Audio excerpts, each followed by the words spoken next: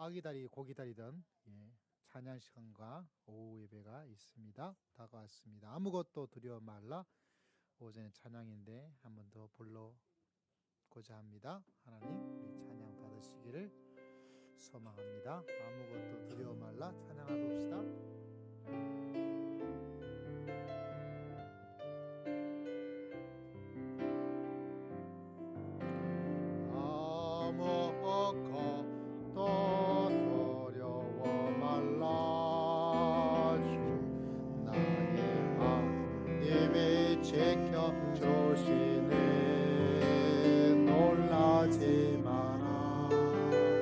겁내지 마라. 주님 나를 지켜주시네.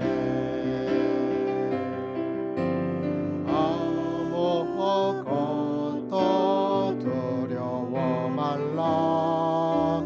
주 나의 하나님이 지켜주시네. 놀라지 마라. 겁내지 마라.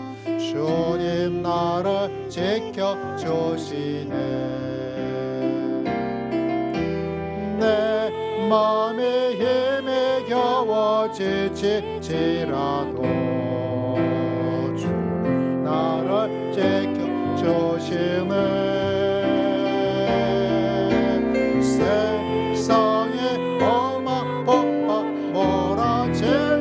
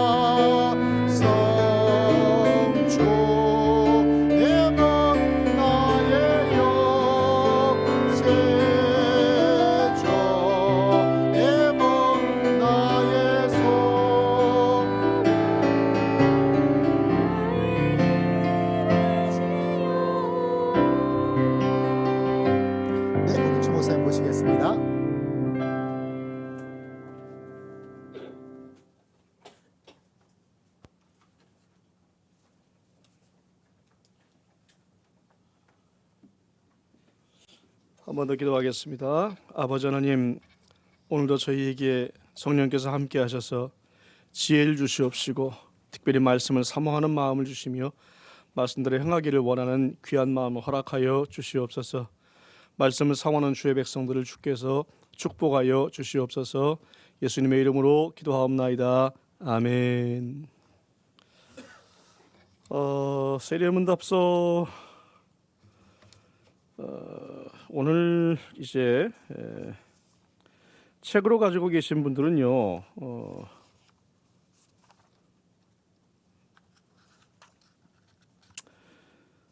책으로 가지고 계신 분들은 25번, 25번, 29페이지에 있습니다. 거기서부터 보게 되고 유인물이 있으니까 유인물로만 보셔도 괜찮고요. 제가 뭐 매주마다 책을 이야기하는 것은 뭐냐하면 그래야 이제 그 보관하기 좋고 이렇게 연속성이 있기 때문에 그러는 건데요. 형편에 맞게 하시면 되겠습니다. 자, 예수님의 12제자 이름은 무엇입니까? 25번에 12제자 이름가 나와 있죠. 한번 같이 읽어봅시다. 시작. 베드로, 안드레, 야고보, 요한, 빌립, 바돌로메, 도마, 마테, 야고보, 다데오, 시몬, 가룟 유다. 12명이죠. 예. 그 뭐 예전에 외워보신 분도 있을 거예요. 저는 이거 밥 먹으려고 외웠어요. 예. 중학교 때 수련회 갔더니 그 매 끼니마다 성경 구절을 외우는 게 있었거든요. 근데 그 중에 하나가 이제 이거였어요. 근데 그때 이제 노래를 미리 가르쳐 줬죠. 외우게 했는데 요즘에 부르는지 모르겠어요. 시몬 베드로와 안드레 야고보 요한 빌립 도마 다데오 시몬 알페오의 아들 야고보와 유다 바돌로메 마테 12제자라 그랬어요. 노래가. 후렴도 있어요. 주님 불렀네 주님 불렀네 나도 예수 제자 나도 불렀네 그런 게 있었거든요. 예. 그 노래가 있었는데 예전에는 이렇게 노래 가지고 많이 배우고 했는데 12제자 한 번씩 이름들 들어보셨을 거예요. 뭐 상세하게는 제가 얘기를 안 하겠고요. 그 요한하고 세례 요한하고 구분을 못 하시는 분들이 가끔 계세요. 세례 요한은 예수님의 제자라고 제자는 아니고 마지막 선지자라고 얘기를 하죠. 그래서 세례 요한인데 여기는 그게 아니라 그 예수님의 제자인 요한. 그래서 요한복음과 또 요한 1서, 2서, 3서와 요한 계시록까지를 저술했다고 이야기를 합니다. 그래서 요한 1, 2, 3서는 다른 사람이 지었다고 보는 사람도 있는데 사도 요한이 썼다고 하는 사람도 있고요. 그렇게 이야기를 하고 있고 그 다음에 가룟 유다가 예수님의 제자였다가 나중에 예수님을 배반을 하게 되죠. 그래서 예수님을 팔았던 은 30을 집어 던지고 그리고 목을 메어 죽었던 그 가룟 유다입니다. 그래서 나중에 이 유다 대신에 그 제자들이 모여서 기도하면서 새로운 제자를 뽑습니다. 그 사도행전 2장에 나타나고 있는데 그 제자가 마띠아라고 하는 그러한 제자입니다. 그래서 12제자 할 때 가룟 유다도 알아두시고 유다 대신에 마띠아라는 제자가 뽑혔다는 것도 기억해 두시고 어떤 분은 그렇게 물어요. 그럼 목사님 사도 바울은 어떻게 돼요? 예수님의 제자 아니에요? 그런데 사도 바울은 이방을 위해서 이방 선교를 위해서 하나님께서 따로 뽑으신 예수님이 직접 뽑으셨죠. 예수님이 나타나자 직접 뽑았기 때문에 12제자에 들어가지는 않지만 동일한 제자로 그렇게 이야기를 합니다. 그래서 우리가 사도 이야기를 할 때 사도 이야기를 할 때 그때는 12사도 가운데 가룟 유다가 안 들어가고요. 마띠아가 들어가서 12사도 채우고 그 다음에 그 사도에 바울도 역시 사도라고 분명히 이야기를 합니다. 사도에 대해서도 좀 깊이 생각해 볼 여러분 사도 바울 많이 들어보셨죠? 예, 사도 바울 들어보셨는데 그 사도가 무엇인가에 대해서도 얘기할 기회가 있겠습니다만은 예수님이 12제자 유다 제하고 12제자 플러스 그 바울까지 포함해서 마띠아 포함해서 그래서 사도다 그렇게 알아두시면 되고요. 그리고 여러분 성경 중에 유다서 있잖아요. 요한계시록 바로 전에 유다서 그거는 가룟 유다가 쓴 것이 아닙니다. 그 유다하고 그 유다하고 완전히 달라요. 그래서 가룟 유다는 성경에 기록된 책을 쓴 적이 없다. 그래서 그 유다는 전혀 다른 예수님의 제자 유다다 그렇게 생각하면 되겠습니다. 12제자를 외워두면 지난번에 성경 목록과 했던 것처럼 이것도 외워두면 좋습니다. 그래서 외워두면 성경 읽을 때 많은 도움이 돼요. 그렇게 제자는 넘어가고요. 우리 26번 같이 한번 읽어봅시다. 26번 시작. 예수 그리스도의 세 가지 직분은 무엇입니까? 1. 선지자의 직분, 2. 제사장의 직분, 3. 왕의 직분입니다. 직분이 뭐냐? 직분을 얘기할 때 이 여기서 왕과 선지자와 제사장을 이야기하잖아요. 이거 참 재밌어요.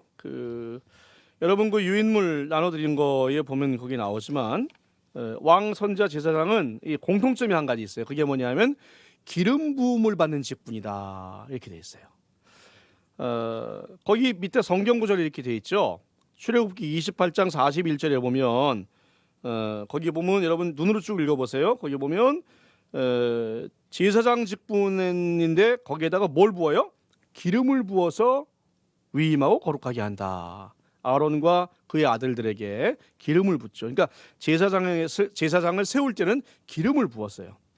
이 기름은 진짜 기름입니다. 향유라 그래가지고 하나님이 이 기름을 이렇게 뭐 넣고 뭐 넣고 뭐 넣어가지고 만들라 그렇게 말씀하신 게 있어요. 그거 가지고 향유라고 하는데 감람유 향유 이렇게. 근데 그 기름을 붓는 게 있어요. 그래서 그 기름을 사냥의 뿔 있거든요. 그 뿔이 이렇게 브라보콘처럼 이렇게 모양이 생겨요. 거기다 이렇게 기름을 담아 두었다가 필요할 때 그것이 기름을 붓습니다. 그 기름. 그 다음에 29장 36절 그 밑에 보면은 어디다가 기름을 부어요? 제단에 기름을 부어. 사람뿐만 아니라 제단에도 기름을 부어가지고 그걸 거룩하게 만듭니다. 그 다음에 밑에 9절 사무엘하 5장 3절에 보면은 거긴 누구의 기름을 부었냐면 다윗에게 기름을 부었는데요. 그래서 이스라엘 왕을 삼으니라. 그래서 왕에게 기름을 붓습니다. 그 다음에 열왕기상 19장 16절 그거 보면은 거기 보면 그건 한번 읽어봅시다. 시작.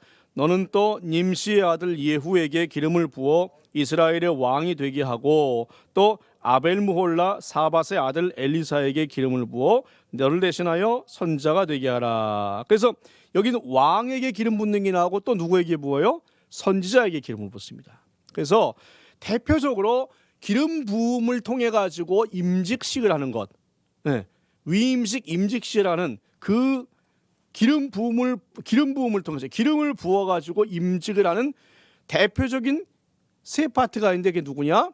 왕과 제사장과 선지자입니다. 그래서 왕과 제사장과 선지자. 그래서 다른 일에도 기름을 부을 때가 있지만 기름 부음이라 그러면 이스라엘 백성은 뭘 생각하냐면 왕과 제사장과 선지자를 생각하는 거예요. 그래서 기름을 붓는 직분. 딴 사람한테는 기름을 안 붓습니까? 붓는 경우도 있었는데 기름 부음으로 임직을 받는 대표적인 직분은 왕과 제사장, 선지자다. 요거를 우리가 기억을 해야 되고요. 왜 기름을 붓느냐? 그것은 거룩하게 구별한다는 얘기예요. 거룩하게 구별한다. 그래서 이 기름을 부을 때 기름을 부어서 거룩하게 구별하는 것은 하나님이 이 사람을 세운다 그런 의미가 있는 거예요. 하나님이 세우시는 거예요. 그래서요 이렇게 기름을 붓는데 이 기름을 붓는다는 것을 히브리어로 하면은요 기름을 붓다 이것을 히브리어로 하면 마샤 그렇게 됩니다. 마샤. 여러분 그걸 일일이 다 기억할 필요 없겠죠? 없습니다.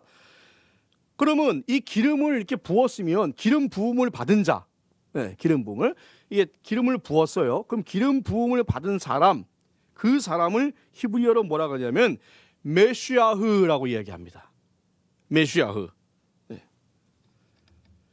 그래서 정확하게 이것을 그 영어 발음으로 바뀐 것이 뭐예요? 메시아가 되는 거예요. 메시아 들어보셨죠? 메시아. 저는 이 메시아를 무진장 좋아합니다. 특별히 핸델의 메시아. 핸델의 메시아 전 전곡을 여러 번 불렀거든요. 대학 때부터 해가지고 정말 저는 이렇게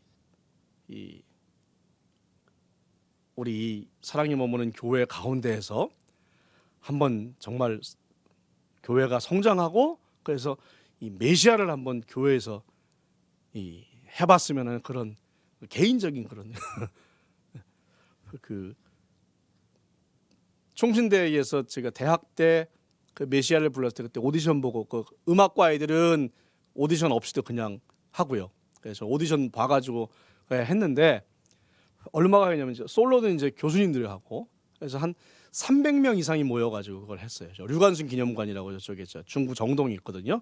그래서 했는데 와 정말 그때 기억을 지금도 잊지 못해요. 그래서 그 다음부터 이제 교회에서도 이제 메시아 전곡 말고 뭐 몇 곡만 이렇게 하면 그것도 그때도 이제 해봤고 그 바리톤 솔로도 한번 해봤고 이렇게 지금도 저는 만약에 메시아를 전곡을 하는 교회가 있다 그러면 한번 가서 저도 또 그 파트 섞여가지고 한번 해보고 싶은 마음 지금도 있어요. 네, 목소리가 언제까지 받쳐줄지 모르겠지만 너무너무 그래서 한번 여러분 기회가 좀 특히 겨울에 메시아 전곡을 53곡이거든요. 53곡 전곡을 다 한번 쫙 들어보시면 정말 정말 좋습니다. 저만 좋은지 모르겠는데 뭐 너무너무 좋아요. 너무너무 좋아요. 여러분들 그 메시아 중에 제일 잘 아시는 곡이 할렐루야 있죠. 할렐루야가 이제 그 메시아 48번이죠. 그 곡이 있는데 그 메시아가 뜻이 뭐라고요? 기름 부음을 받은 자입니다. 기름 부음을 받은 자. 그러니까 메시아는 기름 부음을 받은 자로서 왕과 선지자와 제사장의 직분을 이야기하는 거예요. 그리고 이 메시아를 그 기름 부음을 받았다는 것을 헬라어로 그러니까 신약 성경은 헬라어로 기록이 됐죠. 그때 헬라어 쓴 사람이 많았는데 이 헬라어가 왜 중요하냐면 예수님 시대 신약 시대 때 이것이 세계어가 되어서 세계 공통어 지금 영어처럼 왜냐 그때 알렉산더 대왕이 예수님이 이 땅에 오시기 약 300년 전쯤에 알렉산더 대왕이 세계를 다 정복했죠. 그러면서 이 헬라어를 쫙 퍼뜨렸어요. 지금의 그리스부터 시작해가지고 지금 이 터키를 지나서 뭐 이 이란 페르시아를 정복해서 인도에 이르기까지 그걸 다 정복했는데 거기다가 이 헬라어를 막 해서 이집트서부터 해가지고 헬라어가 지금 그리스어죠. 그것이 완전히 당시의 세계 공용어가 돼버린 거예요. 지금의 영어처럼. 그래서 성경도 신약 성경도 뭘로 기록이 됐어요? 헬라어로 기록을 했죠. 그러니까 그리스어로 기록이 됐단 말이에요. 지금 그리스어하고 조금 달라요. 네. 근데 그 옛날 그 그리스어니까. 그런데 그 그리스어로 기름을 붓다 이것을 뭐라고 하냐면 크리오 그렇게 얘기를 해요. 발음으로 크리오 그렇게 얘기하고 그리고 기름 부음을 받은 자 그거를 헬라어로 뭐냐면 크리스토스 그렇게 얘기를 하는 거예요. 거기서 뭐가 나왔어요? 그리스도가 나온 거죠. 그러니까 기름 부음을 받은 자가 구약을 기록한 히브리어로는 메시아, 그 다음에 헬라어로는 그리스도. 그래서 예수 그리스도의 그리스도가 그 그리스도예요. 네, 뭐 아시는 분들 계실 테고. 그러니까 예수의 이름이 뜻이 뭐죠? 예수. 네, 예수는 구원이라고 생각하면 돼요. 네, 성경에 마태복음은 자기 백성을 그 죄에서 구원할 자라 하는데 예수, 호세아, 여호수아 이것들이 다 같은 말이나 마찬가지예요. 네, 그래서 그 뜻은 구원. 그래서 예수 그리스도라고 하면 자기 백성을 구원하시는 기름 부음을 받은 구원자라는 뜻이에요. 예수 그리스도. 네, 그래서 여러분 아시게 되면 이 그리스도라는 것이 기름 부음을 받다는 굉장히 중요한 의미를 왕과 선지자 제사장 그것을 같이 가지고 있다. 그것을 우리가 생각해 볼 수가 있는 거죠. 그래서 예수님께서 이 기름 부음을 받았다는 것 때문에 그 기름 부음을 받았다는 것 때문에 예수님이 이 삼중 직분을 가지고 계신다. 왕으로서, 제사장으로서, 그리고 선지자로서 이 세 가지 역할을 이 구원 역사 가운데서 행하시고 계신다는 거예요. 그래서 왕이신 예수님, 그 다음에 선지자이신 예수님, 그리고 제사장이신 예수님, 이 일을 알아보는 것이 사실은 굉장히 예수님의 사역을 이해하는 데 참 중요합니다. 그런데 하나님이 기름 부으심을 받은 것을 예수님이 기름 부음을 받았는데 우리가 예수님 안에 있기 때문에 교회가 성도가 예수님 안에 있기 때문에 하나님께서는 성도들도 교회도 기름 부음을 받았다고 인정해 주시는 거예요. 그래서 거기 보면은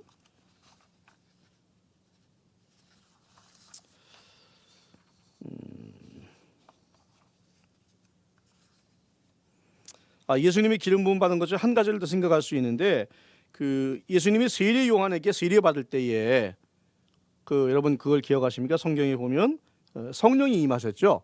성령이 비둘기 같이 임하시며 하늘이 열려서 소리가 들렸다 그래요. 그 소리를 뭐라고 했냐면 이는 내 사랑하는 아들이요 내 기뻐하는 자라. 그렇게 소리가 울리죠. 근데 이제 그거를 그렇게 들은 사람이 있고 못 들은 사람이 있어요. 그때 이제 아주 하늘에서 웅거린다 그렇게 들은 사람도 있고. 근데 분명히 성령께서 예수님께 임하시며 그래서 그 예수님의 사역이 본격적으로 시작이 되었는데 그 성령이 임하시는 것 이것이 바로 기름 부음을 받은 것과 동일한 거예요. 그러니까 기름 부음을 받았다는 것은 여러분 기름을 부었다고 특별한 능력이 생기는 건 아니죠. 네. 기름을 부었다고 능력이 생기면 누구나 기름 부으면 되게요. 그래서 그것이 아니고 기름을 붓는 것은 하나님께서 그에게 그 기름 부음을 통해서 특별한 능력을 하나님이 주시는 거란 말이에요. 그것은 뭐예요? 성령을 그에게 부어주시는 거 그것을 얘기하는 거예요. 그래서 이 예수님께서 성령을 받으신 것은 기름 부음에 구약에서 왕과 제사장과 선지자들이 기름 부음을 받았던 그것의 실체라고 하는 거예요. 실체. 네. 그러니까 이 얘기를 왜 드리냐면 예수님은 실제로 기름을 부어서 안 했는데 왜 기름 부음을 받았다 그러냐. 그걸 얘기를 하는 거예요. 그래서 그 구약의 그 기름을 붓는 것, 그 기름을 붓는 행위 자체의 의미가 있는 것이 아니고 성령을 그에게 부어주시는 것이 진정한 의미잖아요. 그럼 성령을 부어주시는 것이 실체고 그 다음에 기름을 붓는 것을 어려운 말로 뭐라고 하냐면 예표 그렇게 얘기해요. 예표. 네, 예표. 그래서 여러분들 처음 듣는 말은 다 기억할 필요 없어요. 이것을 왜 얘기를 하냐 하면 구약에 있는 많은 것들이 예표가 있어요. 예표. 그러니까 구약에 있는 것을 예를 들어서 어떤 것을 하나님께서 지시하셨다고 해서 그것이 요한계시록 끝날 때까지 예수님 오실 때까지 계속해서 지켜야 하는 것도 있지만 그렇지 않은 것도 있어요. 않은 것도 있어요. 그래서 여러분 어린 양을 구약 제사에서 어린 양을 죽이죠. 어린 양을 잡아가지고 그것으로 제사를 드리잖아요. 지금은 왜 어린 양을 안 잡죠? 하나님이 그때 하라 그랬는데 그것은 어린 양을 잡는 것은 어린 양을 죽이는 것은 예수 그리스도께서 십자가에서 죽으시는 것의 예표예요. 예. 그러니까 어린 양을 잡았을 때 어린 양을 보는 것이 아니라 어린 양을 보고선 하나님이 말씀하신 대로 예수 그리스도께서 십자가에 죽으시는 그것을 생각해. 이게 진짜란 말이에요. 이걸 바라보게 하는 거예요. 네. 당시 사람들은 예수 그리스도라는 이름을 몰랐겠지만 하나님이 선지자를 통해 말씀하시는 것처럼 나를 위해서 하나님이 예비하신 누군가가 우리 죄를 짊어지고 죽을 것이다. 네. 양이 사람을 위해서 죽는 것처럼 하나님이 보내실 그 누군가가 인류의 죄를 위해 죽을 것이다. 그러면 뭐가 중요해요? 하나님이 보내신 이 사람이 중요한 거죠. 이분이 중요한 거죠. 이게 실체고 이 실체를 보여주기 위한 가르쳐주기 위한 그것이 예표라는 거예요. 네. 여러분 어렵지만 제가 이야기하는 이유는 그래도 들은 기억이 있어 나중에 얘기할 때 생각이 좀 연결되는 것이기 때문에 그런 거예요. 그러니까 지금 얘기하는 예표라는 이름, 그 다음에 이 신구약 관계 이런 것들을 지금 다 기억하고 해석하려고 하면 여러분 안 돼요. 그건 안 돼요. 지금 드리는 말씀은 목사님이 저 얘기하는 게 그게 그런가 보다 정도 이해가 되면 최상인 거예요. 물론 더 그럴 수도 있는 분이 있을 수 있겠지만, 예. 그러니까 제가 예수님을 설명하기 위한 그것을 지금 이야기를 좀 복잡하게 이렇게 이야기를 하면 그 가장 중요한 그 부분을 기억할 수 있기 때문에 말씀을 드리는 거예요. 그래서 예수님이 그러면 기름을 직접 머리에 붓지는 않았지만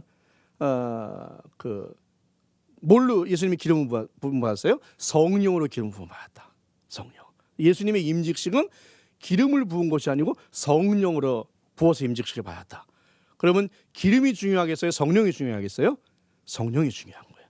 그래서 구약의 선지자들과 왕들과 이런 사람들 중에서도 특별히 하나님께서 기름을 부을 때마다 다 그러진 않았지만 특별히 기름과 함께 성령을 부어주신 사람들이 많이 있어요. 안 그런 사람도 있어요. 왕의 아들이 왕이 되기 때문에 하나님이 그 왕을 원치 않았는데 왕이 된 사람도 있잖아요. 그건 의식으로 끝나는 거예요. 그렇지만 하나님께서 성령으로 부어주시는 분도 있어요. 그렇죠? 그러면 하나님이 처음부터 기름 붓지 말라고 하지 왜 그러냐? 그거 아니라 하나님이 그 직분을 인정한 거예요. 직분 인정을 하긴 한 거예요. 진짜는 뭐예요? 성령으로 부어주시는 것. 그럼 여러분 같으면 기름 부음 받는 게 좋겠어요? 성령 받는 게 좋겠어요? 성령 받는 게 좋단 말이에요. 그죠? 우리는 성령을 받죠. 성령을 받아요. 그래서 성도가 성령을 받습니다. 그것은 기름 부음과 동일한 효과예요. 우리가 메시아라는 얘기가 아니고 하나님이 거룩히 여기신다는 말씀이에요. 뭐를요? 성도를, 교회를. 그래서 고린도후서 1장 21절 거기 보면 기름 부음을 받은 성도와 교회 밑에 나와 있죠. 고린도후서 1장 21절 같이 읽어봅시다. 시작. 우리를 너희와 함께 그리스도 안에서 견고케 하시고 우리에게 기름을 부으신 이는 하나님이시니. 여러분 교회에서 기름 머리에 바른 적 있어요? 없죠. 근데 하나님이 왜 여러분에게 기름을 부었다고 해요? 뭘 주셨기 때문에? 성령을 주셨기 때문에. 성령을 주셨기 때문에. 성령을 주신 거예요. 그래서 교회는 거룩한 존재고 또 예수님은 그렇게 기름 부음을 받으신 자다. 그 뜻이 바로 그리스도다. 여러분 그것을 기억하시면 되겠습니다. 그리고 그러면 그 직분을 조금 더 이렇게 세밀하게 알아보는데요. 자, 27번 같이 읽어봅시다. 27번 시작. 예수님은 선지자의 직분을 어떻게 행하셨습니까? 1번 하나님의 뜻을 가르치고 2번 세상의 죄를 지적하며 3번 하나님의 심판과 구원을 선포하셨습니다. 선지자가 성경에 많이 나타나 있지요. 예, 많이 있어요. 선지자하고 같은 말이 예언자라는 말이에요. 예언자도 선지자하고 같은 말이에요. 우리는 보통 선지자라는 말을 많이 쓰는데 선지자는 뭐 하는 사람이냐? 선은 먼저 선자예요. 먼저 선자. 우리 이 한자로 얘기하자면 먼저 선자. 지는 뭐예요? 알지자예요. 그러니까 먼저 아는 사람. 뭘 먼저 알아요? 하나님의 뜻을 먼저 아는 거예요. 하나님의 뜻을 먼저 알아가지고 그것을 백성에게 외치는 사람이 선지자예요. 그러니까 선지자는 한마디로 말하면 스피커예요. 스피커. 여러분 스피커가 뭔지 아시죠? 스피커는 마이크 잡고 얘기하면은 이 스피커, 그죠? 그러면 마이크에 얘기하는 게 그대로 흘러나오죠. 근데 제가 여기다 대고선 이 얘기를 하는데 지가 딴 얘기하면 이게 스피커 역할이 안 되겠죠. 네. 그래서 제가 여기다 대고선 선지자는 그 첫 번째 직분입니다라고 얘기하는데 얘가 자꾸 삑삑거리고 삑삑삑 하고 소리 안 나고 뭐 어떻게 해서 이거 스피커 갈아치워야 되는 거죠. 네. 선지자는 하나님의 스피커예요. 하나님이 말씀하시면 그것을 그대로 얘기하는 게 스피커인 거예요. 그러니까 선지자인 거예요. 그래서 선지자는 하나님의 뜻을 가르치죠. 그 다음에 세상의 죄를 지적을 합니다. 이스라엘 백성들에게 너희가 이것은 하나님의 뜻을 어긴 것이다. 그걸 얘기합니다. 그리고 하나님의 심판과 구원을 선포한다. 예수님의 역할과 똑같죠. 예수님이 뭐라고 하셨어요? 오셔서 회개하라 천국이 가까웠느니라 말씀하시죠. 선지자 역할, 하나님의 뜻을 이야기하신 거예요. 그래서 이스라엘 당시에 있었던 제사장이나 그런 사람들은 그때 당시에는 전통이나 이런 걸 가지고 얘기했지만 예수님은 오로지 하나님의 뜻을 가지고 얘기한 거예요. 오늘날 선지자가 누굽니까? 오늘날 선지자가 누구예요? 지금은 누가 선지자예요? 어떤 분은 목사님이요 그래요. 목사님도 선지자예요. 여러분이 선지자예요.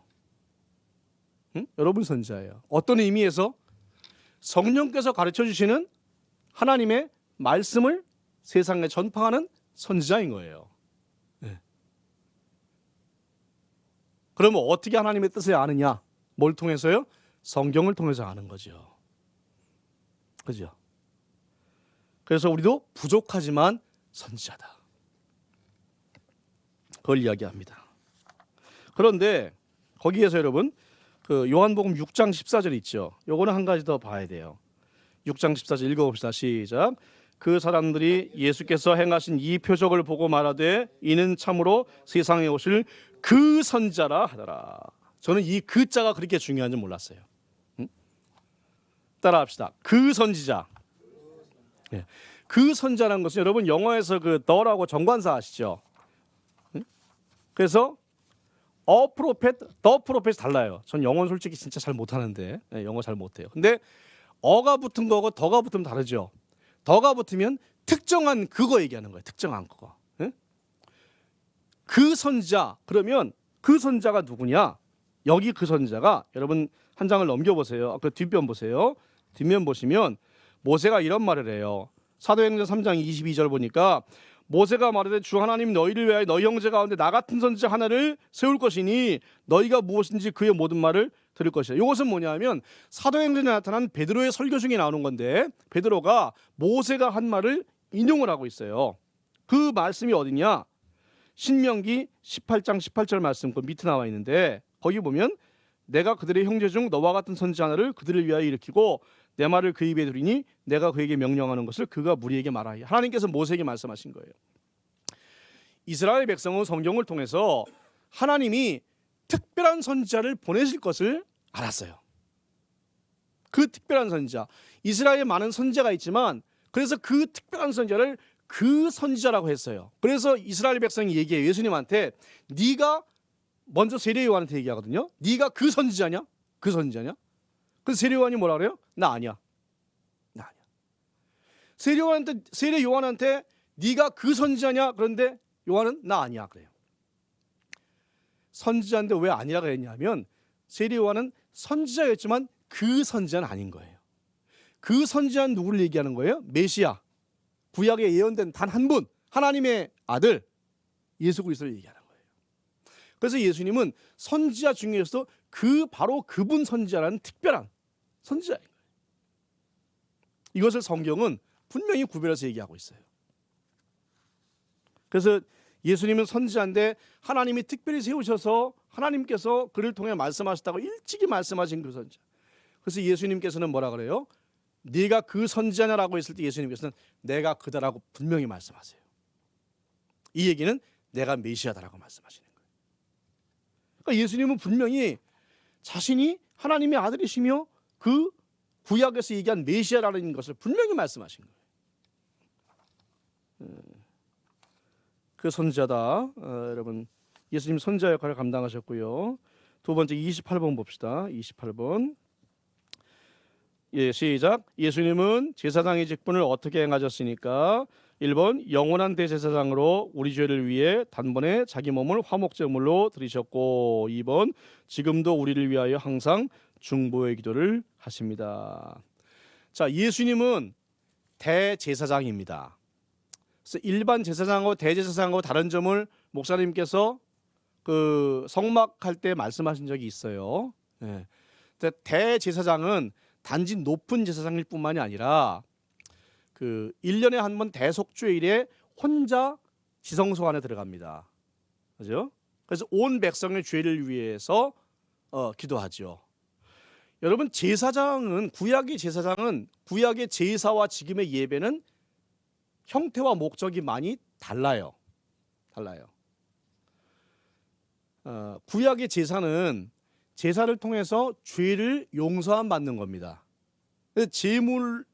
제물을 죽임으로써 내가 죽어야 되는데 제물에 내가 내 죄를 옮긴 다음에 그걸 전가라 그래요. 그래서 그 제물을 죽임으로써 내가 하나님 앞에서 죄를 지은 내가 죽었다. 그것을 얘기하는 게 제사인 거예요. 그게 제사예요. 그러니까 제사에는 많은 사람이 한꺼번에 갈 필요가 없어요. 제사장하고 죄 지은 내가 가면 돼요. 제물 들고 가고. 이렇게 하거든요. 여러분은 지금 예배가 제사인가요? 어떤 의미에서는 제사기도 하지만 그러나 중요한 것은 우리가 여기에서 예배를 드림으로 구약의 제사처럼 죄를 용서함 받느냐? 그건 아닙니다.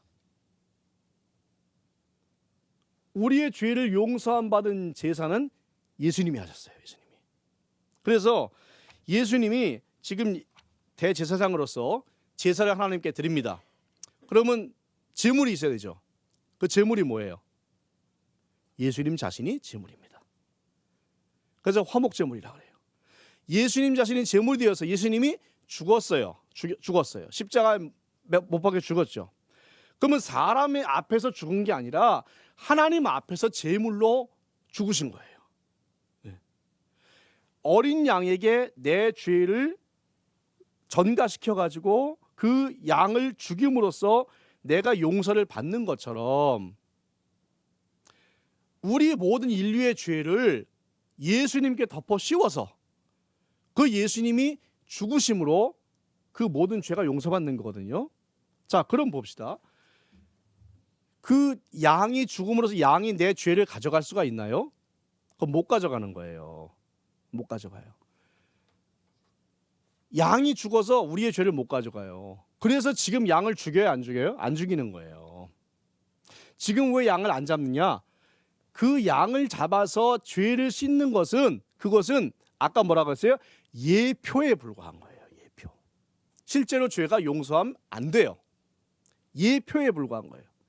내 죄를 위해서 양을 100마리, 1000마리, 10,000마리를 죽여도 내 죄는 안 씻어져요. 왜? 그 양이 내 죄를 짊어지고 갈 만한 자격이 없어요. 자격이 없어요. 오직 누구에게 있어요? 예수 그리스도에 있단 말이에요. 그래서 예수님이 죽으실 때에 그때에 우리의 모든 죄를 다 짊어지시고 가셨어요. 다 짊어지고 가셨어요.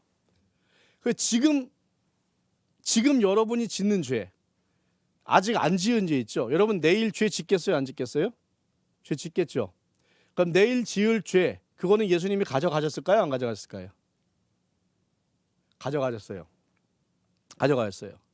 세상이 멸망할 때까지 모든 죄를 예수 그리스도를 주로 고백하고 그분 앞에 진심으로 무릎 꿇는 백성들의 모든 죄를 예수님은 가져가셨어요. 언제? 십자가에서 달리실 때 가져가신 거예요. 우리의 모든 죄가 거기서 용서함을 받았어요. 그래서 예배는 우리가 드리는 예배는 짐승을 잡아가지고 죄를 용서받는 자리가 아니라 우리를 위해 죽으신 예수님을 기념하고, 성창시 때 기념 얘기 들었죠? 그리고 그 예수님을 높이고 예수님의 명령대로 행할 것을 다짐하고 하나님을 찬양하고 그런 자리가 바로 예배 자리인 거예요. 그 제사하고 많이 다르죠. 그래서 예수님께서는 그러한 대제사장으로서의 역할을 하셨어요. 그러니까 예수님이 십자가에 죽으신 것은 예수님이 하나님을 향해서 대제사장으로서 제사를 지내신 거예요. 그때 제물이 뭐였어요? 예수님의 몸이었던 거예요. 예수님이 죽으심으로 예수님 안에 있는 모든 백성의 죄가 하나님 앞에 용서함을 받은 거예요. 그래서 예수님이야말로 진짜 대제사장이다. 나머지는 뭐예요? 대제사장들은 예수님의 예표다, 불과하다. 진짜 대제사장은 예수님 한 분뿐이다. 왜요? 그분만이 우리의 죄를 진정으로 용서받게 하고 없앨 수 있기 때문에 그런 거죠. 최 목사님이 딴 건 다 좋은데 똑같은 얘기를 자꾸 반복을 한다는 그런 걸 저도 그만큼 이제 그게 절실한 거죠. 예, 기억할 필요가 있고. 그래서 여러분, 우리가 드리는 주일날 모이는 것은 제사가 아니라 예배예요. 어떤 이단들은 왜 안식일이 토요일인데 지금은 주일 지키냐 그런 얘기를 해요. 날짜를 따져보면 정확히 맞지는 않지만 의미상으로 봤을 때 지금의 토요일이 구약의 안식일에 가까워요. 그 말은 걔들 말이 맞아요. 맞아요. 그런데 중요한 것은 우리가 제사를 드리는 게 아니에요. 우리가 주일을 지키는 것은 안식 후 첫날 예수님이 부활하신 것을 기념하는 날이에요. 그래서 예수님이 부활하신 후에 예수님을 믿는 사람들은 안식일을 지키지 않고 안식 후 첫날을 지켜요. 왜? 예수님의 부활이 중요하기 때문에. 그래서 우리가 안식일과 이렇게 대등한 그 토요일을 우리가 지킬 필요가 전혀 없는 거예요. 그건 의미가 없어요. 이단들은 그거 모르고 왜 옛날 안식일 토요일이 진짜인데 왜 주일지, 그건 일이 가짜 날인데 천만의 말씀이에요. 모르고 하는 얘기예요. 우리에게는 안식 후 첫날 예수님이 부활하셔서 대제사장으로서 온전한 제사를 드리고 그리고 부활하신 그날, 그것이 우리에게는 무엇보다 중요한 거예요. 그래서 하나님께서 주일을 지키게 하신 거 우리가 주일날 예배드린다는 것을 알 수 있습니다. 그리고 예수님이 대제사장으로서 또 뭘 하시냐 하면은 거기에 보면은 아까 읽은 28번 중에서 중보의 기도라는 얘기가 나와요. 중보의 기도. 중보, 여러분 중보라는 말 들어보셨어요? 중보? 중보는 쉽게 얘기하면 중재라는 역할하고 똑같은 거예요. 뭐 그럴 리가 없겠지만 이 목사님하고 저하고 이렇게 의견하면 싸웠어요. 그래서 얼굴도 안 보고 막 그래요. 그러면 둘이서 뭐라고 할 수 없으니까 누가 다른 사람이 와가지고 목사님 그러지 마세요. 그 뭐 괜히 그랬겠습니까? 그래서 이제 중재를 막 하는 거예요. 중재하죠. 그 중재하는 일, 그것을 중보라고 하는 거예요. 중보. 그리고 그 중보라고 하는데, 그래서 예수님은 어떤 의미에서 중보시냐? 예수님은 하나님과 죄 지은 인간 사이에 중보가 되셨어요. 중보가. 그걸 중보하시는 거예요. 그래서 이게 왜 중요하냐? 중보를 하는데, 그러면 여러분도 중보, 그 정도 역할의 중보를 할 수 있어요. 누굴 중보해요? 하나님과 믿지 않는 세상 사람들 사이에서 중보해서 우리가 그래서 그들을 향해서 하나님의 말씀을 전하고, 그리고 그들을 하나님께 데려오고, 그리고 하나님께 하나님 이 사람을 좀 구원해 주세요. 그렇게 하잖아요. 중보의 역할을 여러분도 하셔야 돼요. 중보는 하셔야 됩니다. 그런데 여러분 여기서 한 가지 기억할 게 있어요. 중보자는 예수 그리스도 한 분입니다. 이게 무슨 얘기냐 하면, 여러분 그 그리스도가 그 기름 부음을 받은 우리 학생들한테 얘기하자면 그 보통 명사가 될 수가 있잖아요. 기름 부음을 받은 자는 그리스도니까. 근데 우리가 요즘 아무나 보고 그리스도라고 얘기 안 하죠. 그리스도는 예수님이 하신 일이 있기 때문에 오직 예수 그리스도에게만 해당되는 그러한 용어란 말이에요. 그런 것처럼 중보자, 그래 가운데 중재하는 사람은 중보자가 될 수 있지만 우리의 역할도 우리가 전도하고 그를 하나님께 데리고 갈 때 중보라고 얘기를 할 수도 있지만, 그러나 중보자라는 이름은 구원의 의미가 강하게 들어있기 때문에 하나님과 우리 사이의 유일한 중보자 예수 그리스도에게만 중보자라는 이름을 드립니다. 그래서 이단들 중에는 자기가 그 중보자의 역할을 한다고 하는 사람들이 꽤 있어요. 자기가 한다고. 그거는 이단입니다.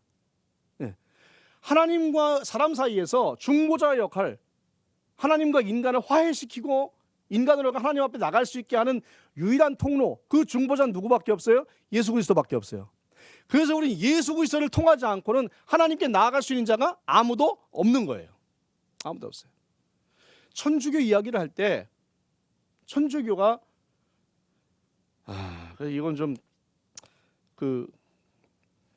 위험스러운 것 중에 하나가, 천주교의 교리를 가만히 보면은 아니라고 하면서도 그 신부를 통하지 않고는 하나님께로 갈 수 없다고 하는 그 중보자의 역할을, 그래서 사제와 신도가 계급이 완전히 달라요.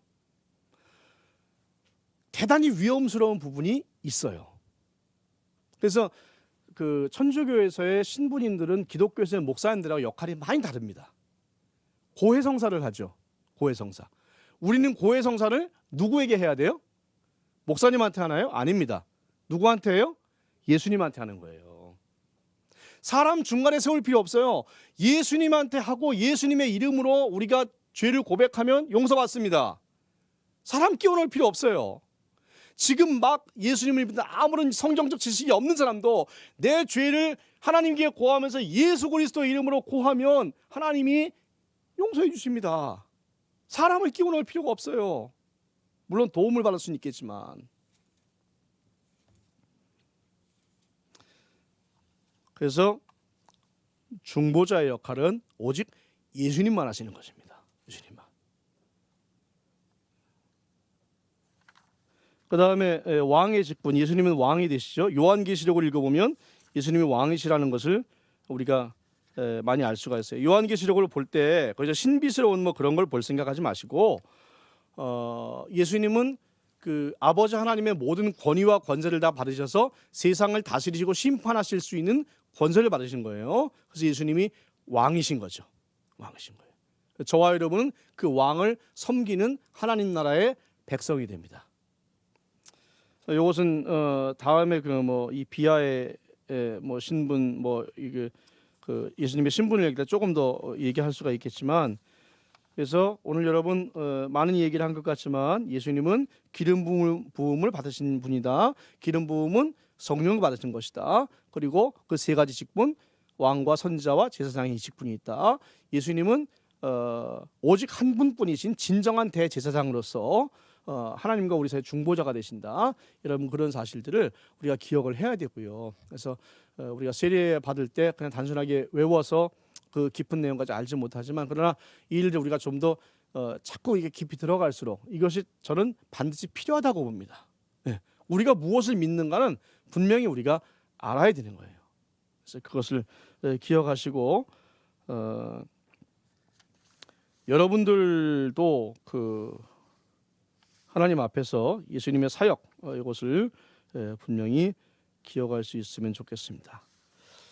여러분 그 아까 말씀드린 것처럼 그 세상 가운데에서 세상의 백성들 하나님을 알지 못한 백성들과 그 하나님 사이에서 중보의 역할을 여러분 많이 수행하세요.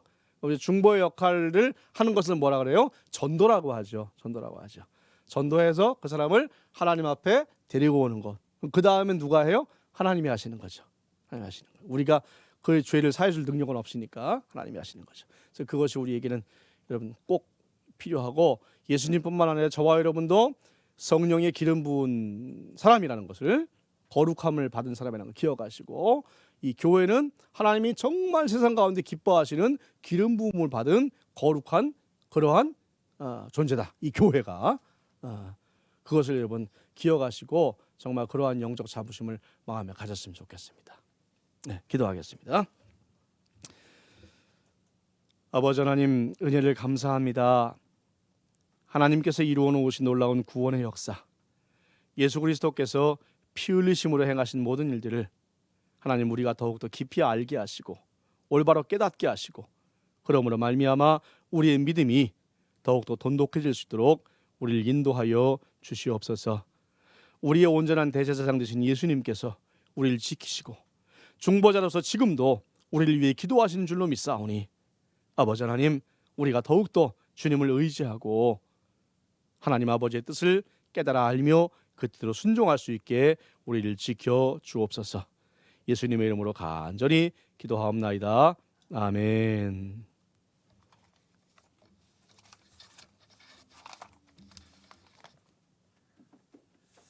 수고한 목사님께 박수로 감사의 마음을 전하도록 하겠습니다.